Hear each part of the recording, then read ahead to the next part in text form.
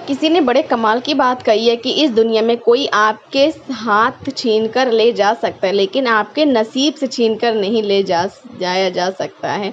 आपने वह नहीं होते जो तस्वीरों में साथ खड़े होते, अपने तो वह होते हैं जो तकलीफ़ों में साथ खड़े होते हैं।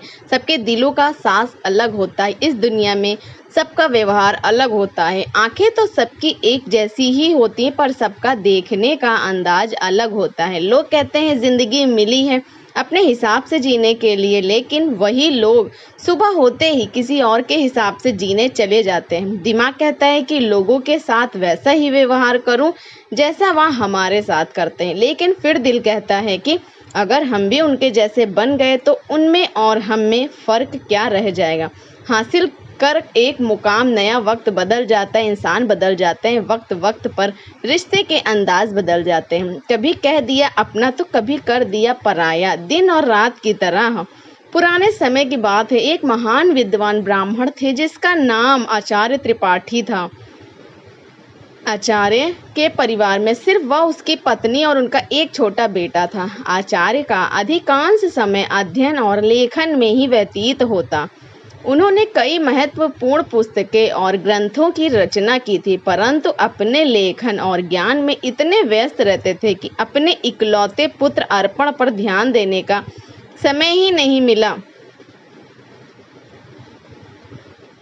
पुत्र से कोई प्रेम ममता है या नहीं, पूरे दिन आप बस अध्ययन और लेखन में ही व्यतीत करते हैं। आचार्य ने उत्तर दिया, मेरे पास इन भावनाओं के लिए समय कहाँ है। आचार्य जी विद्वानों के बीच बहुत प्रतिष्ठित थे और राजा के दरबार में भी उनका बहुत सम्मान था। राजा ने कई बार उन्हें अपने दरबार में सलाहकार बनने के लिए अनुरोध किया था, लेकिन आचार्य हमेशा यह कहकर इनकार कर देते थे कि महाराज, आपकी सेवा में आने पर मुझे आपकी चापलूसी करनी पड़ेगी, जो मैं नहीं कर सकता। दूसरी तरफ उनका पुत्र अर्पण अपनी माँ की अत्यधिक लाड प्यार से बिगड़ गया था। वह पाठशाला जाने की बजाय आवारा लड़कों के साथ समय बिताने लगा। आचार्य जी अपने लेखन और अध्ययन में इतने व्यस्त रहते थे कि उन्हें अपने पुत्र की हरकतों का पता ही नहीं चलता था। अर्पण ने जुआ खेलना शुरू कर दिया और समय के साथ मदिरा पान भी करने लगा। उसकी संगत कुछ चोर ऊचक के साथ जैसे युवकों के साथ हो गई थी। एक दिन की बात है, अर्पण अपने चोर दोस्तों के साथ मंदिर में चोरी करने के लिए जाता है और जब वह तीनों मंदिर में चोरी कर रहे थे, तभी एक पहरेदार ने उन तीनों को चोरी करते हुए पकड़ लिया और उसे पकड़कर सीधे राजा के पास ले गए और बोले, महाराज, ये लड़के मंदिर में चोरी करते हुए पकड़े गए हैं और इनमें से एक आचार्य जी का पुत्र अर्पण है। यह सुनकर राजा जी अचंभित रह गए और ज्ञान और धर्म का उपदेश देने वाले आचार्य का पुत्र चोरी में लिप्त है। राजा ने तुरंत एक सैनिक को आचार्य पर बुलाया, घर पर सूचना देने के लिए भेजा। सैनिक ने जाकर कहा, आचार्य जी, आपका बेटा राजमहल में है, उसे मंदिर में चोरी करते हुए पकड़ा गया है। यह सुनकर आचार्य जी ने कहा, ओह, ये क्या, मेरे मुंह पर काली खपत लग गई, अब मैं किसी को क्या मुंह दिखाऊंगा। उनकी पत्नी ने कहा, महाराज, आपका बहुत सम्मान करते हैं, आप चाहे तो उसे माफ़ी मिल सकती है। उनकी पत्नी उत्तर दिया, नहीं, मैं एक अपराधी की सिफारिश नहीं करूंगा, यह भी एक अपराध है। उसकी पत्नी ने धमकी दी, अगर आप राजा के पास नहीं जाएंगे तो मैं अपनी जान दे दूंगी।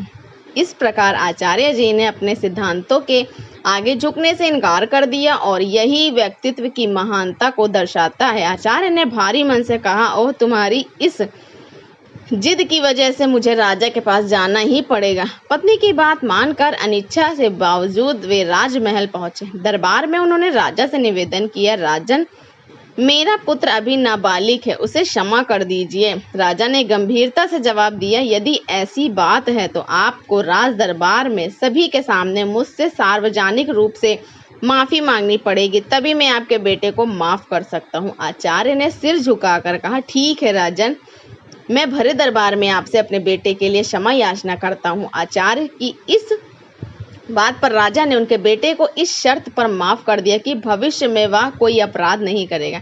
परंतु इस घटना के बाद आचार्य जी की प्रतिष्ठा में धक्का लग गया। वे जहां भी जाते लोग उसे कहते कि आचार्य का बेटा चोर और उचक्के।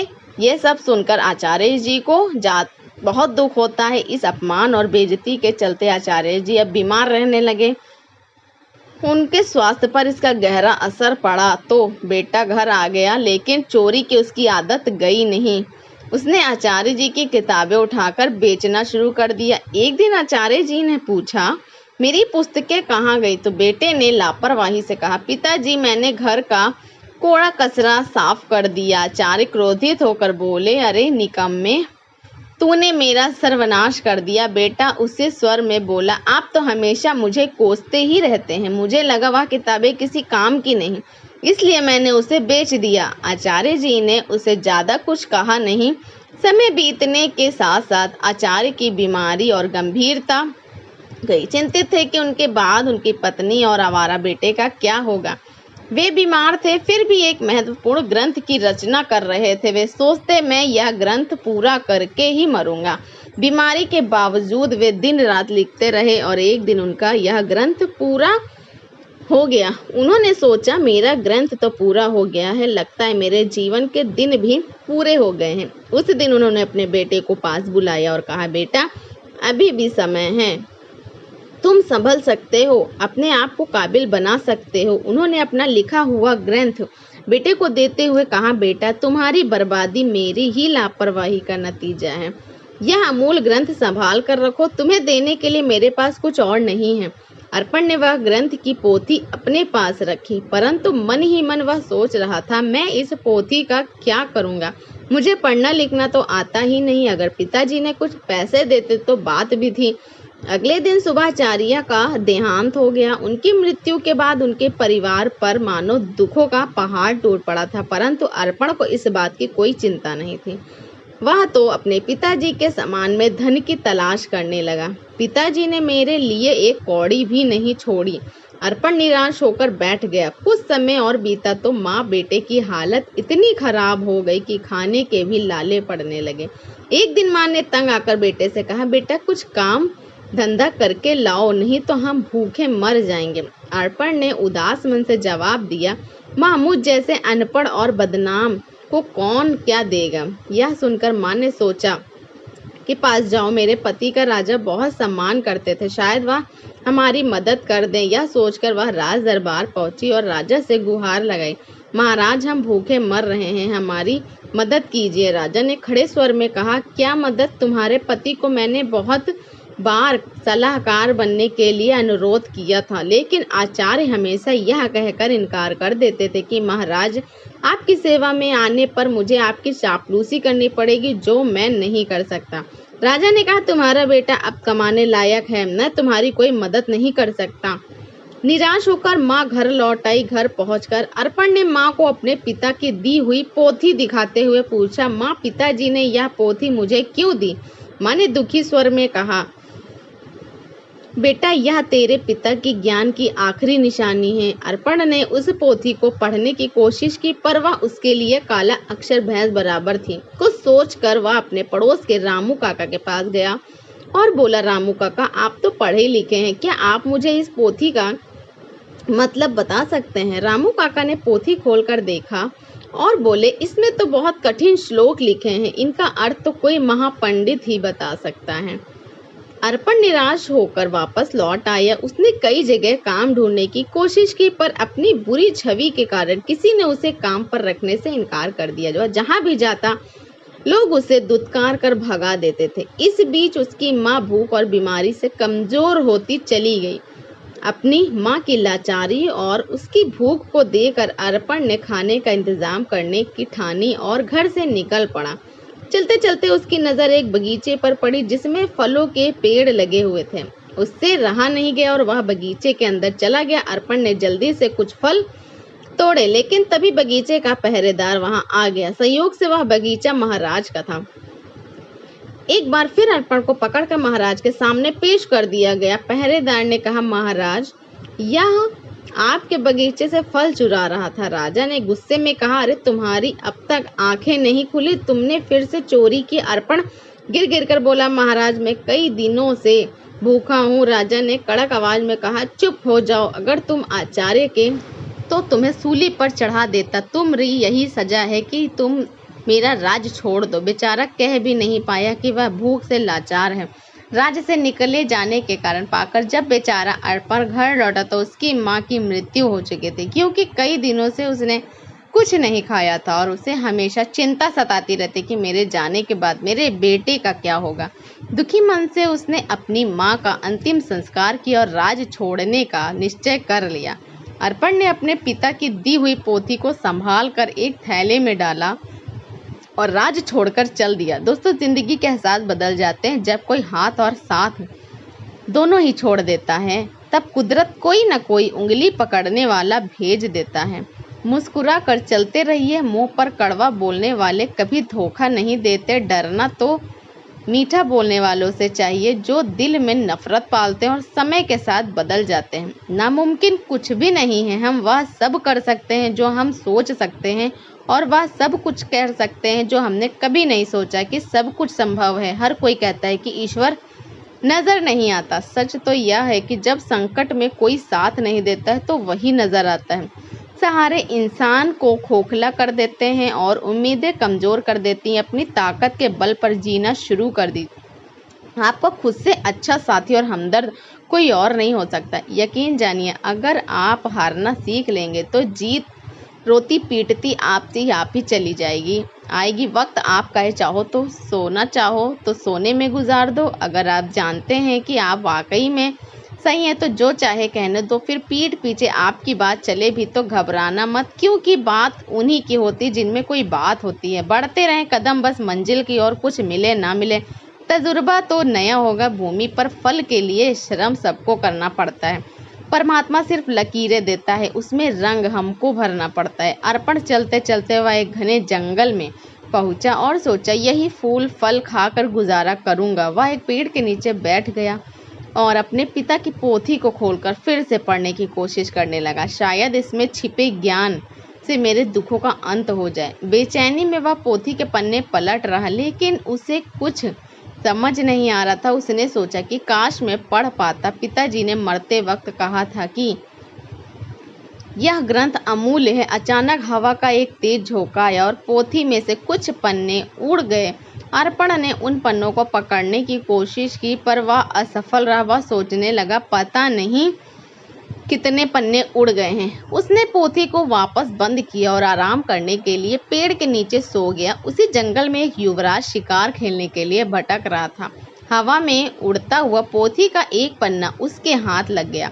उसने उसे देखा और पढ़ने लगा। किसी ने सुंदर हस्तलिपि में संस्कृत का श्लोक लिखा है, किंतु मैं संस्कृत नहीं जानता। कुछ सोचकर युवराज ने वह पन्ना अपनी जेब में रख लिया और शिकार की तलाश में आगे बढ़ गया। तभी उसकी नज़र एक हिरण पर पड़ी और वह उसका पीछा करने लगा। हिरण अपनी जान बचाने के लिए एक प्राचीन मंदिर की दिशा में भागा और युवराज उस प्राचीन मंदिर में दाखिल हो गया। जंगल के बीच में यह एक प्राचीन मंदिर था जहां कुछ वनवासी पूजा कर रहे थे। उनका पुजारी कह रहा था, भाइयों, देवी को प्रसन्न करने के लिए हमें नौजवान युवक की बलि देनी होगी। तभी युवराज ने मंदिर में प्रवेश किया। वनवासियों ने उसे देखा और बोले, पुजारी जी, संयोग की बात है, युवक भी आ गया, क्यों ना इसी की बलि दे दी जाए। यह सुनकर युवराज सोच में पड़ गया। अगर मैंने इन्हें अपना असली परिचय दे दिया तो यह मुझे अवश्य ही बलि पर चढ़ा देंगे, क्योंकि यह शत्रु देश के राजा का है। वनवासियों ने युवराज को रस्सी से बांध दिया। तब युवराज ने कहा, पुजारी जी, मैं एक नीच कुल की संतान हूँ। मेरी बलि देने से देवी आप पवित्र हो जाएगी। पुजारी ने हंसते हुए शक स्वर में कहा, अरे देवी को बलि चाहिए, उन्हें ऊंच नीच से कोई मतलब नहीं। युवराज अपने जीवन से निराश हो गया और सोचने लगा, झूठ बोलकर भी मैं अपने प्राण नहीं बचा पा रहा हूँ। जब उसे बलि के लिए लाया गया तो उसने कहा, भाइयों, बलि पर चढ़ाने में पहले मैं अपनी एक अंतिम इच्छा पूरी करना चाहता हूँ। मेरी जेब में एक भोजपत्र है, क्या कोई उसे पढ़कर उसका अर्थ बता सकता है? मेरी यही अंतिम इच्छा है। पुजारी ने कहा, अवश्य लाओ, मैं तुम्हें उसका अर्थ बताता हूँ। पुजारी ने उस ग्रंथ के पन्ने को अपने हाथ में उठाया और कहने लगा, इस भोजपत्र पर 2 श्लोक अंकित हैं। पहले का अर्थ है, एक झूठ कई झूठों को जन्म देता है और झूठा व्यक्ति अंततः मुसीबत में फंस जाता है। दूसरे श्लोक का भावार्थ है कि प्राण लेना सरल है, परंतु किसी को जीवन देना अत्यंत कठिन है। युवराज यह सुनकर फूट कर रोने लगा। पुजारी ने उससे पूछा, तुम रो क्यों रहे हो? युवराज ने रोते हुए कहा, यह दोनों श्लोक मुझ पर ही चरितालु होते हैं। यह सुनकर वनवासियों को अपनी गलती का एहसास हुआ। उनमें से एक आगे बढ़कर बोला, पुजारी जी, यह युवक सच कह रहा है, हमें इसे जबरदस्ती बलि पर चढ़ाने का कोई अधिकार नहीं है। तब वनवासियों ने युवराज को मुक्त कर दिया। पुजारी ने कहा, जाओ नौजवान, इस श्लोक ने हमारी आंखें खोल दी हैं। हम आज के बाद देवी को किसी जीव की बलि नहीं चढ़ाएंगे। युवराज विचारों में खोया हुआ था और उनका धन्यवाद किया और महल की ओर चला दिया। लौटते समय वह सोच रहा था, यह भोजपत्र कितने अनमोल हैं, इन्होंने मेरे प्राण बचाए। हो सकता है ऐसे सुंदर उपदेशों वाले और भी पन्ने हो। महल वापस पहुंचकर युवराज ने अपने पिता के चरणों में प्रणाम किया और कहा, पिताजी, आपने मुझे शिकार खेलकर जीवों की हत्या करने से मना किया था। मैंने आपसे झूठ बोलकर शिकार खेलने गया था और मुसीबत में फंस गया, परंतु इन श्लोकों ने मेरे प्राण बचा लिए। फिर युवराज ने राजा रुद्र प्रताप को अपनी आप बीती सुना दी। उसने कहा, ऐसे श्लोक जो दूसरे को अहिंसा की शिक्षा देते हैं और जिन्होंने मेरे प्राण बचाए, मेरे लिए हजारों मोहरों के बराबर है। पिताजी, इस भोजपत्र पर पन्ने की संख्या 3 लिखी है, या किसी अनमोल पोथी के हिस्से हैं। राजा रुद्र प्रताप ने यह सुनकर अपने कुछ सैनिक को बुलाया और उन्हें भोज पत्र दिखाते हुए आदेश दिया, जो भी ऐसे श्लोकों से सजे भोज पत्र खोज कर लाएगा उसे ऊंचा पद और पुरस्कार भी दिया जाएगा। दूसरी ओर आचार्य जी का बेटा अर्पण महीनों जंगलों में भटकता रहा। भटकते भटकते वह राजा रुद्र प्रताप के राज्य में आ पहुंचा। नगर में आकर भी उसने कई लोगों से सहायता मांगी, परंतु हर कोई उसे दुत्कार कर भगा देता था, क्योंकि इतने दिनों से भटकते भटकते अर्पण एक भिखारी जैसा दिखने लगा था। एक दिन की बात है, भूखा प्यासा अर्पण राजमहल की तरफ से निकल रहा था और उसे जोर की भूख लग रही थी, तो वह सोचने लगा, अब भूख के मारे उसकी जान निकली जा रही है। तभी अचानक राजमहल की रसोई से खाने की महक उसकी नाक में आ गई। अनायास ही वह उस मोह सुगंध की ओर खींचता चला गया और सीधा रसोई घर में जा पहुंचा। वहां जाकर उसने रसोइये से कहा, भाई, मुझे 2 रोटी दे दो, बहुत भूखा हूँ। रसोइये ने उसे कुदकाते हुए कहा, जा भाग यहाँ से। लेकिन अर्पण की भूख इतनी बढ़ चुकी थी कि उससे सहन नहीं हो रही थी। उसने मौके का फायदा उठाकर रसोइये से नजरें बचाई और 2-3 रोटियां उठाकर अपनी थैली में डाल ली। दुर्भाग्य से रसोइये की नजर उस पर पड़ गई। उसने अर्पण का हाथ पकड़ लिया और गुस्से से बोला, अरे रोटी चोर, चल तुझे महाराज के सामने ले चलता हूँ। अर्पण भूख के कारण चल भी नहीं पा रहा था और रसोइया उसे खींचता हुआ महाराज के पास ले गया और बोला, महाराज जी, यह भिखारी लड़का राजमहल की रसोई में घुस आया और यहाँ से रोटियां चुराई हैं, इसके थैले में है। महाराज ने सिपाहियों को आदेश दिया कि भिखारी के थैले को उल्टा कर दिया जाए। एक सिपाही आगे बढ़ा और अर्पण का थैला छीना और उसे उल्टा कर दिया। थैले से रोटियों के साथ साथ वह ग्रंथ भी निकल आया जो अर्पण के पिता ने लिखा था। उसी समय युवराज भी वहां से गुजर रहे थे, तो ग्रंथ को देखते ही युवराज की आंखें चमक उठी। उसने तुरंत ग्रंथ को उठा लिया और खुशी से चिल्ला उठा, अरे यह तो वही अनमोल पोथी है जिसकी हमें महीनों से तलाश थी। फिर युवराज ने अर्पण की ओर देखा और आदर पूर्वक अपने सिपाही को कहा, इस धन्यवाद लड़के को सम्मान से बिठाया जाए।